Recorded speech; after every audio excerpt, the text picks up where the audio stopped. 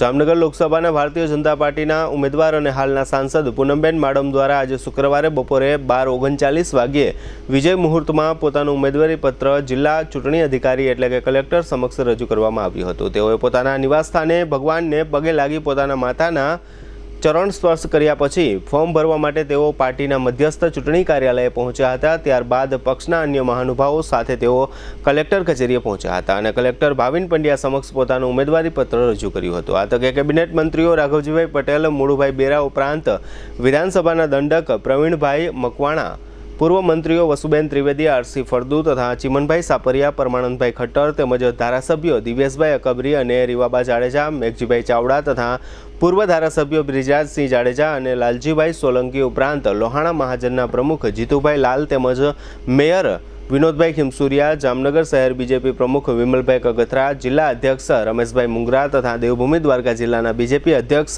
મયુરભાઈ ગઢવી વગેરે ઉપસ્થિત રહ્યા હતા। આ તકે ઉમેદવારી પત્ર રજૂ કર્યા બાદ વિજયના વિશ્વાસ સાથે કેબિનેટ મંત્રી રાઘવજીભાઈ પટેલ અને જામનગર લોકસભા 12ના ઉમેદવાર પૂનમબેન માડમે મીડિયા સમક્ષ કેટલીક વિગતો આપી હતી। આપ સૌ જાણો છો મુજબ ગઈકાલે વિજય સંકલ્પ યાત્રા અને સંમેલન જેમાં હાલારના સર્વે નાગરિકો, પાર્ટીના વરિષ્ઠ સર્વે કાર્યકર્તાઓ, અલગ અલગ સમાજો, સંસ્થાઓના સર્વે પ્રતિનિધિઓ, પ્રમુખગણ, સર્વે સંતગણ આ બધાની ઉપસ્થિતિમાં એમના આશીર્વાદ મેળવી અને આજે ઈશ્વરના આશીર્વાદ લઈ મેં 12 જામનગર લોકસભા ના ઉમેદવાર તરીકે, ભારતીય જનતા પાર્ટીના ઉમેદવાર તરીકે મારું નામાંકન પત્ર અત્યારે રજૂ કર્યું છે। અત્યારે મારી સાથે પાર્ટીના સર્વે વરિષ્ઠ ચૂંટાયેલા પ્રતિનિધિઓ, સંગઠનના સર્વે હોદ્દેદારોની ઉપસ્થિતિમાં આ નામાંકન પત્ર મેં આજે રજૂ કર્યું છે। ત્યારે હંમેશાથી સમગ્ર હાલારના નાગરિકોનું સમરસ રીતે આ પંથકની દીકરી તરીકે મને હંમેશા આશીર્વાદ પ્રાપ્ત થયા છે, એમનું માર્ગદર્શન અને પ્રોત્સાહન પ્રાપ્ત થયું છે।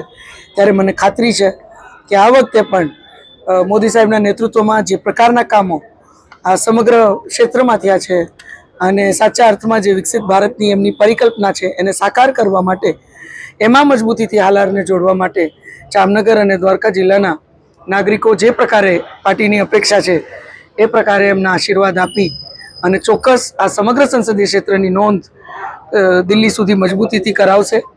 ત્યારે આપ સૌના આશીર્વાદની અભ્યર્થના સાથે હું આપ સૌને હૃદયપૂર્વક ખૂબ ખૂબ વંદન કરું છું।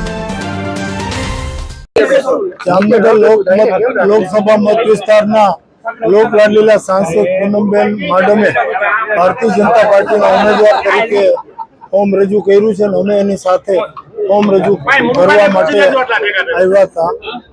આ દેશના